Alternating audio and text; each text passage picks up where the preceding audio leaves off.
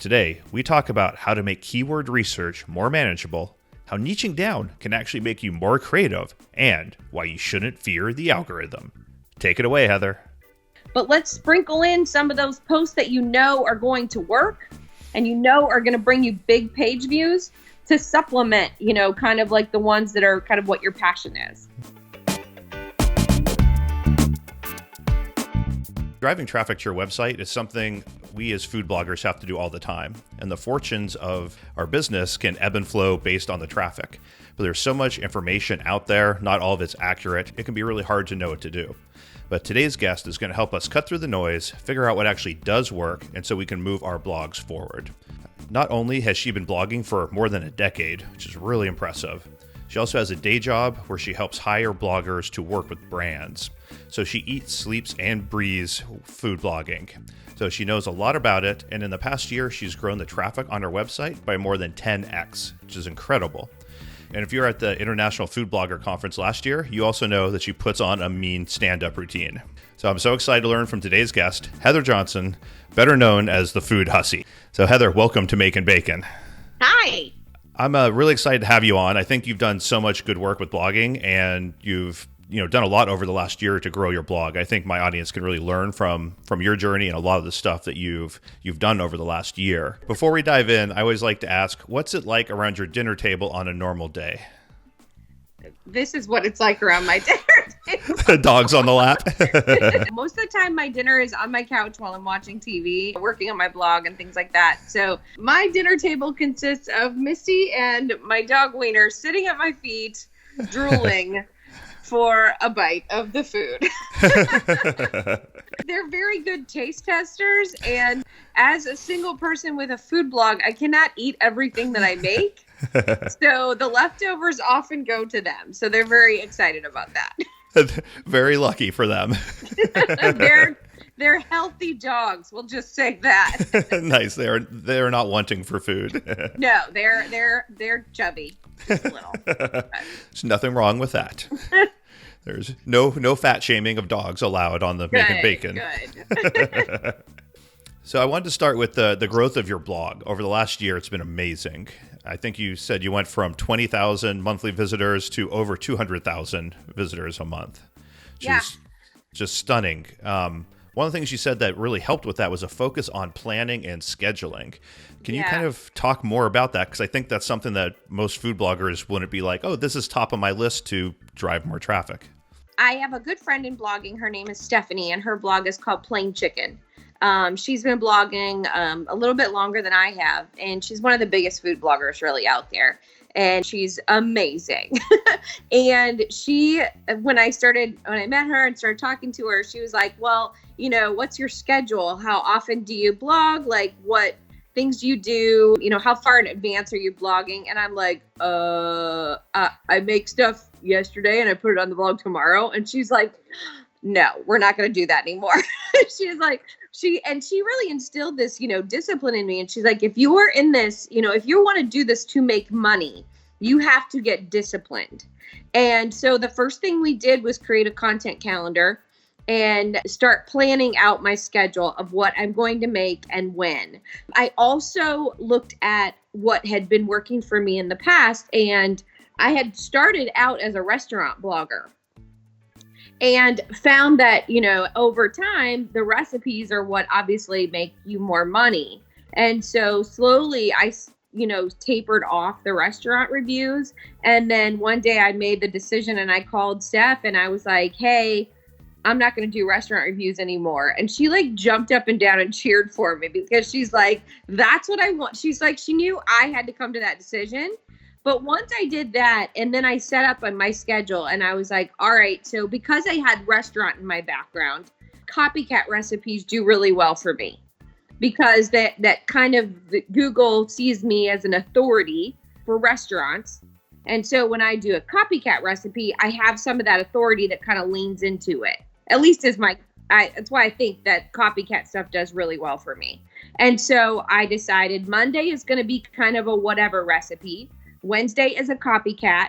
And then Friday is an air fryer recipe. Stephanie also turned me on to the air fryer and I became completely obsessed and addicted to it. Everybody, I took my Instant Pot and I threw it in the closet and I haven't touched it in 2 years. Wow, My that's a bold statement. I know. I hate I never used it. I used it twice and I didn't like it. But my air fryer, I use 4 or 5 days a week. Wow. And so I started leaning in on that. And I know it's popular and like it's the thing right now. And so it's good timing for that. Mm-hmm. I don't think everyone should be an air fryer blogger because that would take no. Don't take my juju. But like I focused in and then having that schedule of going, okay, Monday's this, Wednesday's this, and Friday's this. Mm-hmm. And I have a full-time job. So that's 3 recipes a week is the most I can commit to right now. That's a lot. Yeah, I'm working on next week's recipes today. So, I've made them all and I've photographed them. But the thing is like having that schedule and being able to plan it out. So now when I do my grocery shopping on Shipt, because I don't ever go to the store, I always have my groceries delivered. But when I do my scheduling and my grocery planning, I already know, well, next week I have to make minestrone and Italian green beans and air fryer chicken legs. And so that's my schedule for the next recipes I have to cook. So my grocery list is my menu plan and my schedule for next week. So it makes it just super easy for me. I don't have to think. I'm not sitting here on a Saturday going, gee, what am I going to make today and put on the blog? I already have a plan and a schedule, and I have that schedule probably a month and a half out. Nice. But I would ideally like to be 2 weeks ahead on cooking. Mm-hmm. But right now I'm about a week. So there's a long answer. I like that. I think it's really interesting to plan it out. I assume it also makes it easier if you want to do kind of content that revolves around each other to know what you have coming down the pike, that you can kind of have stuff that complements the recipes that that's coming up, right? Yeah, and a lot of times too is I'm making whatever I make is what I have for dinner that week, so, but like today I'm going to make the air fryer chicken wings and the Italian green beans. Well, those are 2 different recipes on 2 different days, but I know like, okay, that's on my plan. I might as well make them together and, kill 2 birds with 1 stone. Yep. But it's also nice having that schedule because then as I add in like keyword research and I do things like that, or I go out to eat and I go, oh, I want to copycat this, I can shift and move things around on my calendar, or holidays come up and I can go, oh, Easter's coming up, I want to do something with that. I can shift and move things around, but I have that schedule there as a background. And so if I just am like, I usually grocery shop on Shipt on Friday nights after work. I'm tired. I don't want to think. And so I can just look at my schedule and go, oh, okay, what do I need? And that's when I start to like write out the recipes. Here's what I need for those things. Let me get started. And it's like so much less stress. Mm-hmm. And I've just found huge success with that in that it gives me more time because I'm not trying to think of things and figuring out what I have and what I want to make. I have a plan and I just follow my plan. And it all goes together so much easier. The stress has been just like nosedive. It's just so much easier.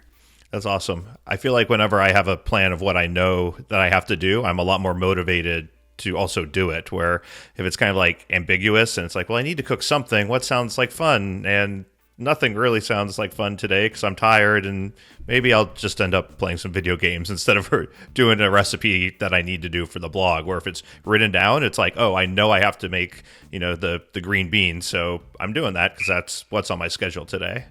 Yeah, exactly. That is 100%. Like even last night, I knew I had to make Spanish rice. Like that's on my schedule. And it's like I did stuffed mushrooms this week and I was tired, but I'm like, I have to have dinner anyway.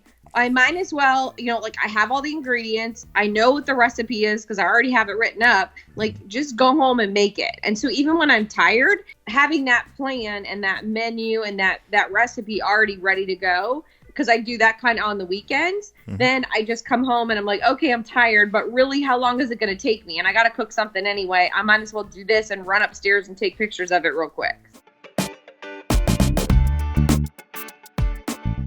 You mentioned doing keyword research. What type of keyword research have you found to be most effective, and like how much do you do? I feel like there's a wide range of how long people spend on keyword research.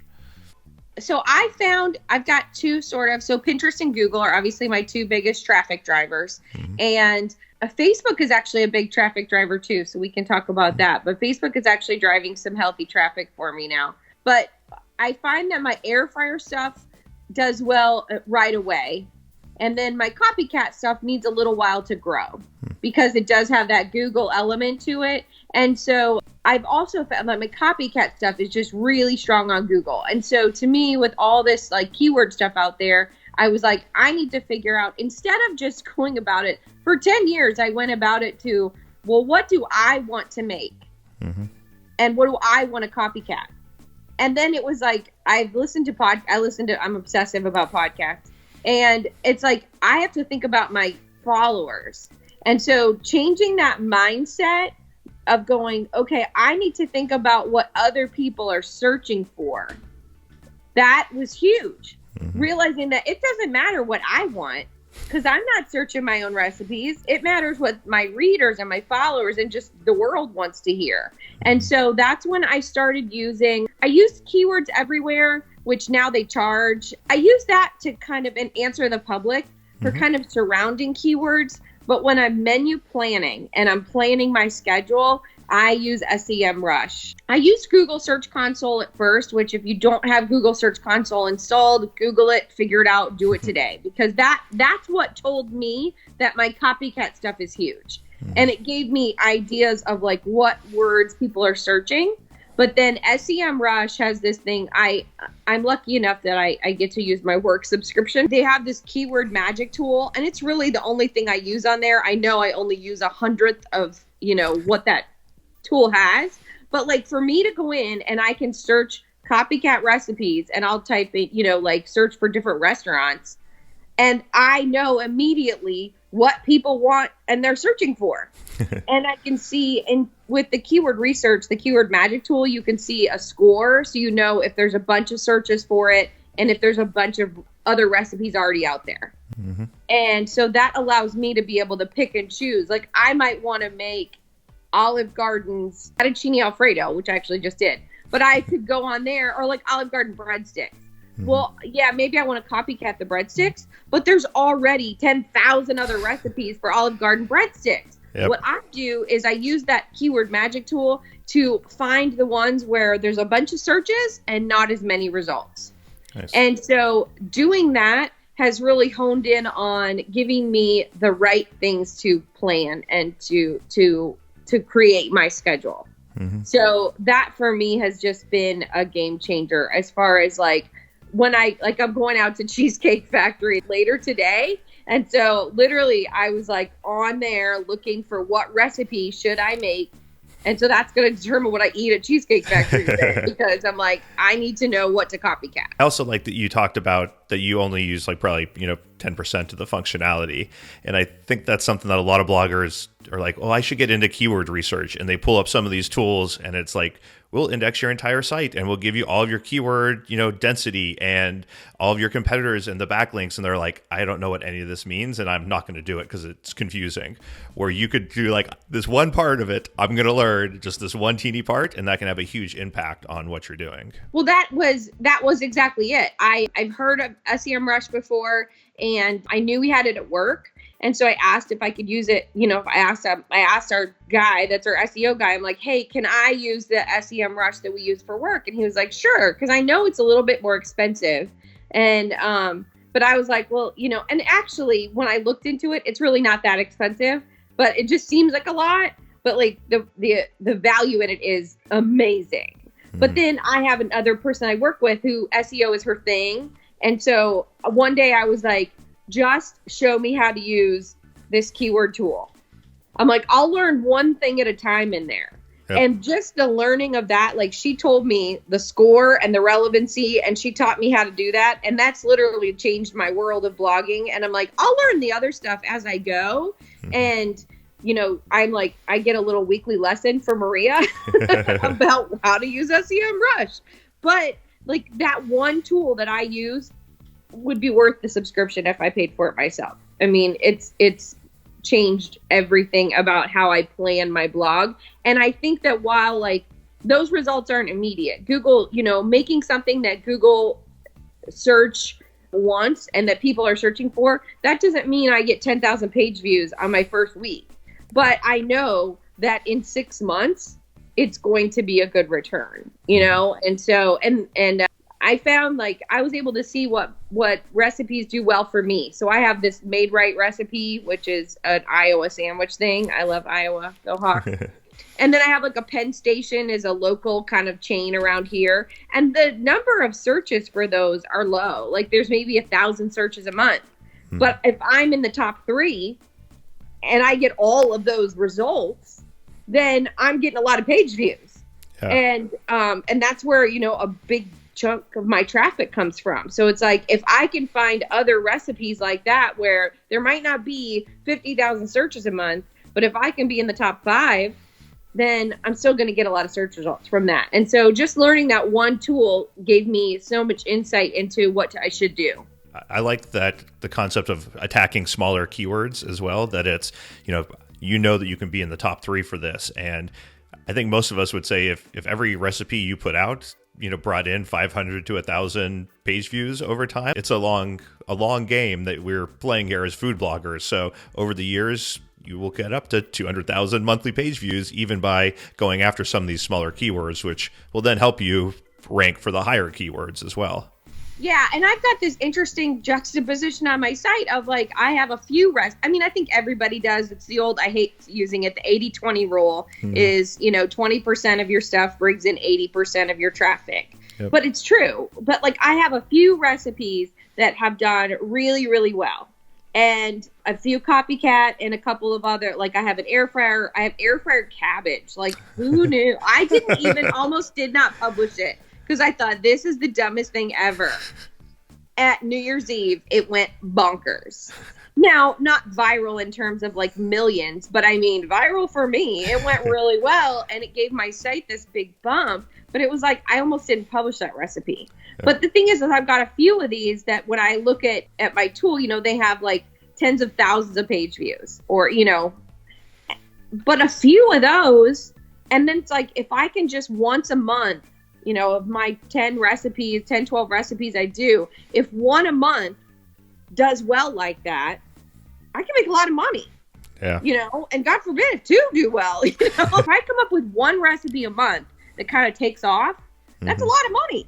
And it's a lot of income. And that income keeps going and going and growing. I mean, that's my hope. It's like, not every recipe is going to be great, but if I can get one a month that hits, I'm in good shape. Yep. I think that's a good approach. It's hard to say this specific recipe is going to do well, but it's pretty easy to say if I put out 10 quality recipes, that 1 or 2 of them will do well. I don't know which of them, but 1 or 2 will. And it is a crapshoot, because I never would have put my money on air fryer cabbage. Let me tell you, but it did well, and I'm grateful for it. I'm happy.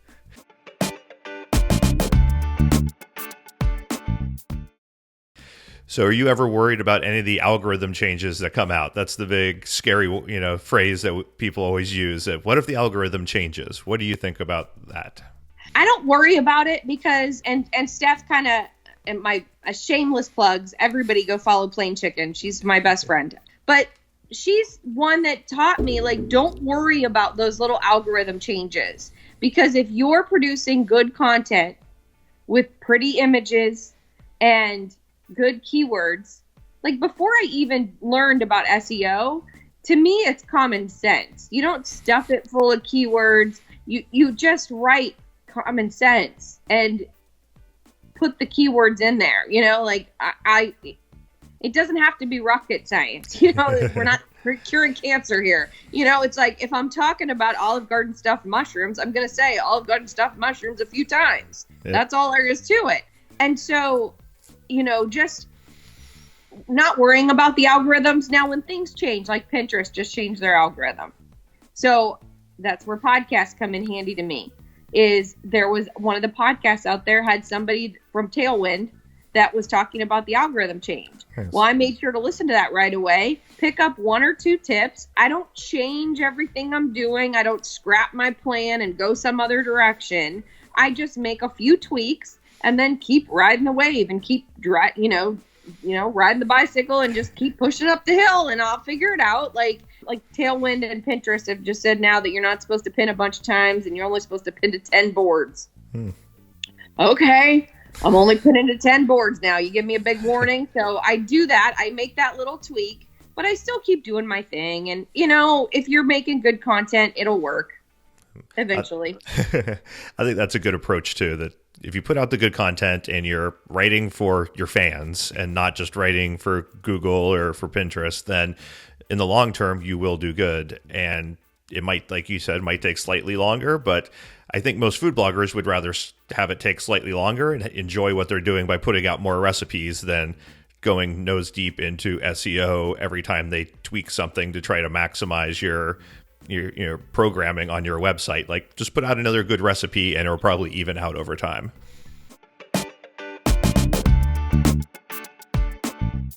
That's the thing. Like, as soon as you figure out one algorithm, another one's going to change. So, like, don't stress about it. Unless, if your traffic is taking a hit because of something, you might want to figure out why. But all in all, like, most of the time, like, your traffic's like this, and then, like, you might go down here. But, like, if you work at it, you'll get back up there. Like, you just have to tweak things or try different things.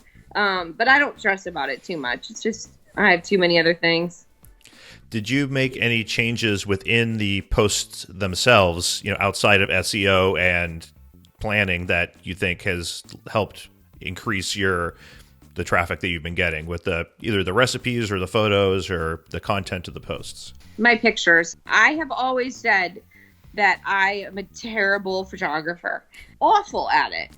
And again, Steph was like a big proponent of like teaching me how to do things, and she just instilled in me, like, she's down south in Alabama, and I went down to her house and she showed me, it was like a 3-day intensive one-on-one training session on how to take better pictures. But I had gone to conferences and I had gone specifically to learn about how to take better food pictures.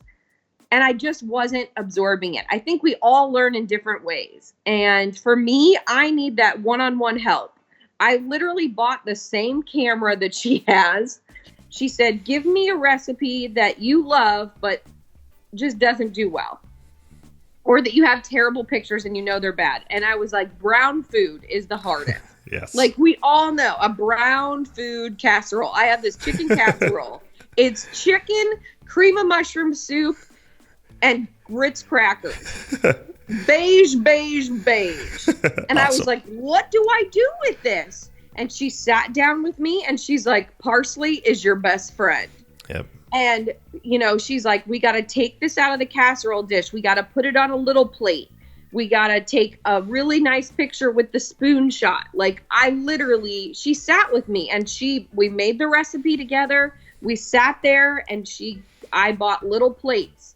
I bought new napkins. I bought a wooden spoon. Like, I did everything she told me. But having that person just one-on-one with me and showing me and walking out to her porch and saying, okay, here's how I take the picture. Now you take the picture. She taught me Lightroom, which, again, like, Lightroom was life-changing. It's $15 a month. It's so cheap, and my editing skills have gone through the roof. Like, the photo editing is amazing in that tool. And how did I learn it? The first time, she sat next to me and she did it and I watched her. Then the second set of photos, I did it and she helped me and talked me through it. Then the third set of photos, I did it on my own and just asked her questions. And literally within those, it took 2 hours. I knew Lightroom. But the thing is like with Lightroom, I use 100th of the power of Lightroom. But it works for me. I know enough to get my photos edited. But just those couple of changes of like sitting with someone, like, find a food blogger. If you're out there and you think my pictures aren't good, find another food blogger in your area that takes better pictures than you do, or even one not in your area. Go to a conference, like, IFBC and find someone, buddy up with someone there. If that classroom of them teaching 30 people at once doesn't work for you, then find somebody one-on-one and say, hey, can we just hang out for a day? And will you teach me? And can I learn from you? Because I think most of the time, like, I don't want to give up all my tricks, but I'm more than happy to help people improve. Like, there's enough room for all of us. There's a billion food bloggers out there and we're all still doing fine. Like, I don't need to hold everything for myself. And so just getting out there and like grabbing someone and saying, hey, can you show me how to do this? Most of the time they will. And if anybody, I'm happy to jump on a, video chat and help people with Lightroom if they need it. Like, a friend of mine lives in Columbus. She's 2 hours away. I'm going to help her learn Lightroom that way. Like, we're just going to both have it on our computers and do it at the same time. Improving my photography was huge. I know that was huge. I know that was an area I was lacking in. And now I look at my photos and I'm proud of them. Nice. And look at other pictures. Like, literally, when I'm going to make a recipe, I'll go to Pinterest. And I'm not copycatting, but I go to Pinterest and I look up other pictures for that same recipe. And it gives me ideas of like, oh, make sure I have this little, parsley on the side, or I have some lemon in the background, or, oh, this is a good color scheme for these green beans, or whatever it is. Just looking at what's out there gives you ideas on what to improve on and what works for your style. Yeah, especially when you're learning. I found it really, really helpful that when I'd be like, I don't have any idea how to plate this specific dish. Like you said, go on Google image search or on Pinterest and do a search and see how are people successfully doing this, and look at the ones that work and the ones that don't work, and kind of you can analyze what they're doing, and then you can try to replicate some of the aspects of it to make it look good for you, which was really helpful for me. And I have a long ways to go. I'm still not great. But like that brown food thing, just having her say, okay, what you need is you need teeny tiny plates. Like, we have I went to Goodwill and I found some little tiny white plates. They're like a saucer size, like literally like a teacup saucer size, maybe smaller than that, maybe 4 inches across at the most. Wow. But when you put it in the photo with a fork, it doesn't look like a little baby doll plate. It looks like a plate. Yep. And, she's like, now you need to add, which Heidi from Foodie Crush, I was at a conference one time and she talked about it too. Like, you want to add things to it. So she's like, with this brown food, Steph was like, put a little side salad in the background. Put a spoon over here. Put a salt shaker over here. Other things that you would have on the table, and put that, kind of fill out that background. And something like that, and then the parsley on top. Oh, miracle! I have dollar jars of parsley everywhere in my house because I never know where I'm going to take a picture. So there's like random jars of parsley hidden everywhere. The thing is like filling out that background. And so like I did an Olive Garden salad recipe. Everybody on the planet knows what Olive Garden salad looks like. I have like a bowl that's identical. I bought those plastic tongs that they use at Olive Garden. Nice. I made sure I had 3 giant olives on there, and then I put the other stuff, like I have an olive oil decanter thing that I put in the background. Like, so I wanted to make it look like Olive Garden and make it look, I bought some breadsticks and I didn't cook the bread. I didn't make the breadsticks from scratch, but I bought some breadsticks and shoved them in the background because that's what, that puts together that whole picture. And so just adding things like that, I'm still not good at that. And that's what I need to work on, but I'm a lot better than I used to be.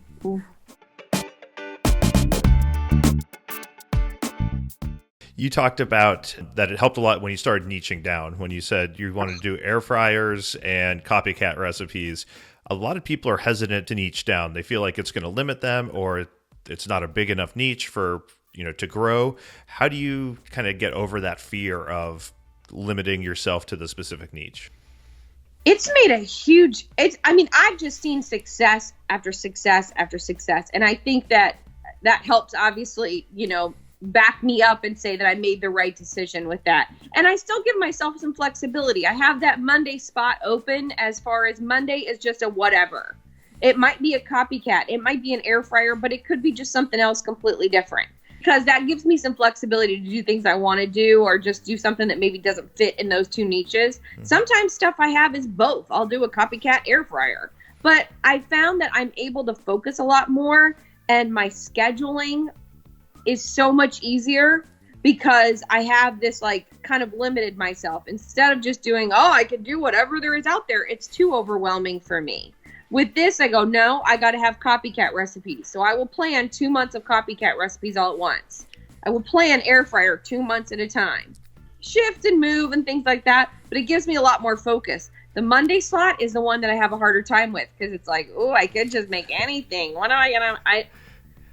It's so much easier to plan, and that making it easier to plan and easier to schedule drives success for me. I think another reason that has worked so well for me is Facebook groups.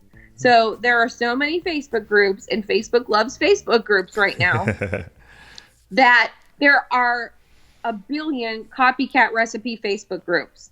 There's a bunch of air fryer recipe Facebook groups. I've joined those groups. And you have to be mindful. Some of them don't want you to post other recipes because they're run by bloggers. So they only want to shill their own stuff. Fine, no, whatever. Everybody to each his own. A lot of them are just somebody started a group that likes copycat recipes. They don't have a blog. They're just a person that likes copycat recipes. It's something. And so they started a group. I share my recipes in there. That's the first thing I do. I pin the recipe and then I share it to my groups. I'll share it to 10 groups, on copycat day and 10 groups on air fryer day. That launches that blog post though. That gets me hundreds of page views on day one. I don't have a big email list. I didn't start my email list until last year. Oh. And I was blogging for 10, 12 years. And I didn't start my list until last year. So my email list is less than 1,000 people. Mm-hmm. Steph at Plain Chicken, her email list is huge because she's been going and had it going the whole time. I made a mistake and didn't do that. If you haven't started an email list, start it. Yes. But the thing is like, so I don't have a ton of just direct traffic. So I need that bump. But when Facebook, those groups, I'm able to post my recipe out there and I get anywhere from a few hundred to 1,000 page views on day one. And that's huge. Like that's a lot. And that gives my recipes a jump. Yep. And that helps them get started, which then Pinterest sees that, Google sees that. Oh, this recipe's already taking off. It's doing well. We'll show it, we'll show it more. It's got some authority to it. So that niching down isn't possible. Like there are just generic recipe groups like easy recipes for moms. But I found that the copycat and the air fryer do really well because it's a smaller group of people that are interested in that. And then I also participate in those groups. I think that's the other thing. You can't just join a Facebook group and shill your own stuff all the time. Like I participate, I answer questions, I am active in the group. But niching down has helped me be able to pick, okay, it's copycat and it's air fryer. It's keto, or whether it's, vegetarian, or whatever the niche that you grilling or sous vide. Thank you. Whatever. Exploring Sous Vide Facebook group. Everyone should join it. It's the best one. And Food Hussy has an air fryer recipe Facebook group that everybody should join. We will have links in the show notes. Yes. But that's the thing. Like, it's really helped me a lot. So that's a long answer to say that's some of the ways that niching down has helped. One of the things with Facebook groups too that I found really helpful is you can get feedback about your recipes in general by doing SEO research and stuff like that, but it's not as visceral as posting a recipe in a group and then having people go to it that day and kind of comment on it, especially in a place like Facebook where they're not always the nicest individuals. You can get really good quick feedback on if you're having good recipes, if you're writing about things people are interested in, and it gives you, at least for me, it gives me really good instant feedback on what people are going to click on and what they like. It also points out mistakes that you've made in your recipe. Yep. Yeah, they will catch every spelling error or things like that. Like, oh, you didn't tell me how much of this to put in. Oh, so yeah, they catch errors too. But yeah, I do agree. It does kind of give me a little insight as to what I think might do well longer term. If it does well on day one with the Facebook groups, I go, oh, this might have some legs to it. And that's when Pinterest then picks up. And it's usually the next one to pick something up, and I'll see it do well there. So that definitely is part of the equation. Being involved in the groups too always helped me figure out what questions people are asking. And if you can be involved in the group, I've started doing a lot longer answers to people in the groups. And then I turn those into a blog post because I know people are asking that specific question, which is great for SEO and it's great for bringing in long-term traffic. And you're participating in groups and helping people. Well, that's the thing too, is right around Christmas time, I knew air fryer was the big gift. Everybody's getting an air fryer for Christmas. Just like a few years ago, everybody got an Instant Pot. Well, everybody's getting an air fryer this year for Christmas. They're on sale everywhere. And so I saw people start to question, because maybe they bought them for themselves a little before Christmas because they were on sale. I saw people start joining these groups and saying, what can I make in an air fryer? Yep. So I sat down one Friday night. I had my plan of what I was going to work on. I threw the plan out the window and I wrote in one night, which is really just a big roundup post, but I wrote a post and it was, what can I make in my air fryer? Because that's what everybody was saying. That was the question everybody was typing. What can I make in an air fryer? And so I wrote a blog post, what can I make in an air fryer? And I put a big old roundup and I kind of broke it down by like, here's some chicken, here's some beef, here's some fish, here's some veggies. Yeah, one of my most popular posts is, what should I sous vide first? Because that's what everyone asks as soon as they get it. What should I sous vide first? And I say, here's a list of things broken down in different categories. And, you know, you're getting people that are new to a type of cooking, especially when it's in your niche. They're new to a type of cooking that you're an expert in, and you're bringing them over to your site as soon as they're starting to learn, and you're providing them good quality recipes that's going to make them feel comfortable and confident in the kitchen. You're going to turn them into a fan long term, which is exactly what the type of people you're looking for. And that's why I think answering those questions, because when I answer questions, people will be like, oh, how long should I air fry a steak? Oh, well, here's a recipe that I have for air frying a steak, but my thought is blah, blah, blah, blah, blah. You know, like, make sure you got your meat thermometer and check how you want it done. But here's how, because I like my cow to moo when I eat it. And so people see my recipe, they're like, oh, that steak's too rare. And I'm like, well, then cook it longer. Like, it's not, like, just add a couple more minutes. It's fine. But, get your meat thermometer out. And here's an affiliate link to my cheap meat thermometer. So, but yeah, I mean, I think that just participating and answering those questions, people go, oh, like, I like that. And actually, I have a friend who has a cruising podcast, Cruise Radio News, plug for Doug. Nice. He also is a blogger. And so we became friends and we're talking about stuff all the time. And he was like, I'm buying an air fryer because of you. And the first thing he did, he's like, how do I make Brussels sprouts in it? But it's because, he got excited about it. And then he's like, oh, I'm going to try this one too. And this one too. And so I linked to my air fryer Facebook group in there. I always put links to other recipes of my own at the end of every recipe. So it's a great way to do it.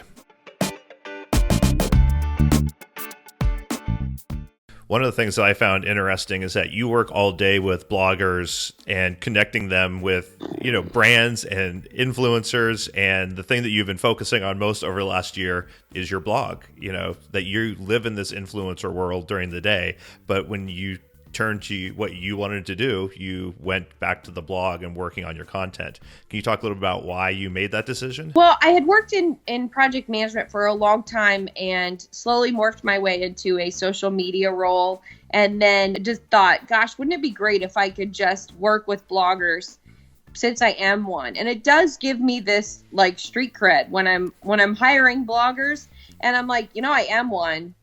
I understand what you're doing. Like, it helps on budget too, because sometimes it's like, I ain't got the budget for it, but I'm like, I understand, let me, give me a little better rate this time and I'll give you a better rate next time. Like, and I tell them, and when I like their stuff, I'm like, hey, that's me. That's Heather from MMI because I'm Food Hussy on Instagram. And so, I think that it gives me a little bit of street cred with the bloggers. It definitely gives me street cred with the brands when I'm talking to them and they're like, why do you think this will work? Or why do you think this will work with bloggers? I'm like, well, because I am one.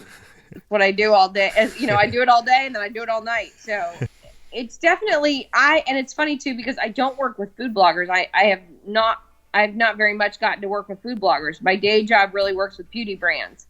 And so it's a whole different ball game working with beauty brands. And I love it. It's very different, but I've definitely learned from it. And but it's helped me grow as a blogger. My blogging experience has helped me grow in my job. Just kind of knowing the ins and outs and like, what do you need to put in a brief for the bloggers? And what are the things that they're not going to be so good at? Because I know what I'm not so good. Like what things do I need to watch and help them with? Stuff like that. What type of thing do most brands look for in bloggers? For beauty brands, they're very focused on Instagram and YouTube. I think in the long run, I feel like a lot of these, I'm glad I'm not a beauty blogger. I am not a beauty blogger. I'm glad I'm not an Instagrammer, because I think that with Instagram, it's great, but you have to constantly hustle, because that Instagram post is dead in 2 days. Nobody's scrolling back. I mean, Instagram shows it to us for a week or so now, but nobody's scrolling back and looking through your old stuff. And so you're always on the constant hunt for the next hustle, the next sale, the next project, the next one. Whereas what I love about food blogging is the fact that I am generating a passive income that if I take a week off because I go on a cruise, which is what I did, it's fine. The world doesn't end. My blog will still keep going. My income, I'm still getting a paycheck, from my ads. Like, even if I take a week off, like my dad passed away a few weeks ago. I just had a lot of, stuff that happens with, when that happens, like I had to go home to Iowa and I had to do this and I had to do this. And it's like, when that happens, sometimes life gets in the way and your plan goes out the window. I didn't blog for a week. So what I did was I just shifted my plan to a week later, made a couple tweaks, but my income didn't take a hit because I already had all these blog posts that were generating that passive income. And that's where I think that I'm really glad that I'm a blogger and not just an Instagrammer, because I think that the blog and the benefits of having that and, knowing that my blog posts live on for years and years to come, like my mom's peach cobbler from years ago is still one of my best recipes. Because a recipe doesn't change over time. Like, it doesn't matter if it's 10 years old. It's still food. It's still good. And so what I'm trying to do too is help. I've got a good friend, Lindsay. Her blog is Fueling Mamahood. She has the cutest children ever. It's ridiculous. But I'm trying to help her identify those spots, because she's very heavily focused on Instagram and the money she makes from Instagram. I'm trying to help her go into Google Search Console and identify what's working for her and what's bringing in traffic to her blog, so she can create more posts like that. Mm-hmm. Like, that was the thing. That's how I found my niche of copycat. Was with Stephanie, and we were down in the Gulf Shores on a little blogger vacation. And she was like, let's look at your Google search results. She's like, let's see what's bringing in traffic to your site. And we looked at like a year. And we looked at a year ago, and she was like, oh, look you've got all these copycat recipes that people are looking at. Maybe you should do more of those. That's all it took, and my life was changed, I was like, okay, that's where I'm going. But I mean, I think just taking that, like looking at your search results, don't just look at today and yesterday and the last month. Go for a whole year and see what bubbles up to the top. See what trends you can find and see what has worked for you in the past. And so with Lindsay, she's a lifestyle blogger, so very different than a food blogger. Mm-hmm. She found this Easter basket post that she did about what to put in an Easter basket for kids that's not candy. Oh, nice. I was like, ride that wave, babe. I was like, let's do another post like that for boys. Let's do one for girls. Let's do one for 10-year-olds versus 5-year-olds. Let's come up with some ideas. And so it was, but she never would have thought that would be something that people resonated with. But for some reason they did, so let's build more of those. You can still do your posts that you like. Yep. Like, she can still do the posts about her kids and the posts about her family. But let's sprinkle in some of those posts that are going to work and are going to bring you big page views to supplement, kind of like the ones that are kind of what your passion is. Yeah, I think a lot of people feel that if you dive too deep into keyword research that it kind of controls your entire blog, where I think you can very easily say, like, here's something I want to write about. What's the best way to phrase it? What's the best, around it? What are people talking about? And it informs your decision making. It doesn't just kind of take you to places where you don't want to go. You can still use it and stay in the comfort zone that you have. Yeah. And I mean, I think that with keyword research, you can let it control you, but you don't have to. It just gives me, I love Answer the Public, the site with the creepy guy that spins around and asks where it looks at me weird. But the thing is it gives me, I see some bloggers that every single blog post has, how can I make blank, blank, blank? What should I serve with blank, blank, blank? Like they use it too much, I feel like, and it becomes unnatural. But the thing is like you see the site like Answer the Public, and I use it, but I don't let it run me. Like I go to it for ideas, and like if I'm making, like I made Spanish rice and beans, what are the questions that frequently asked questions around Spanish rice and beans? That'll give me a little bit of a nudge in which way to go, but I'm not going to let it run me and say, like, this is the way I have to answer the question, or this is the only question I can ask, or this is what I must say because that's what Answer the Public. Like, no, I do what I want to do, but it gives me some guidance, and it gives me some, you know, like bumpers on when you're bowling and you got those bumpers on the sides. Like, it keeps me in the right lane and in the right path. And I have enough confidence in myself and what I'm doing that I still do what I want to do, but I just have a little bit of direction.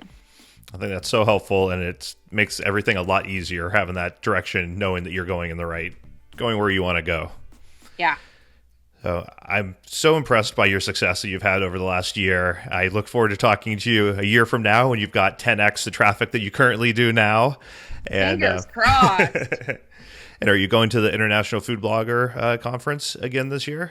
I'm going to try to make it down to El Paso. This has been it's been a big year. I mean, to go, and I'm very transparent about what, you know, like what I do and what I've done, and to go from making a few $100s a month to making thousands of dollars a month on your blog is huge. It's amazing. I mean, it's just freeing and it's really great. And so IFBC, like I know there's other folks there that go to International Food Blogger that are in the same boat I was. And I know there's other folks that are in the place that I'm at now. So I definitely like to go to those conferences and meet up with folks and be able to share nice. And learn. I hope to be there too. So it's always fun grabbing a drink when we're there. Oh, yeah.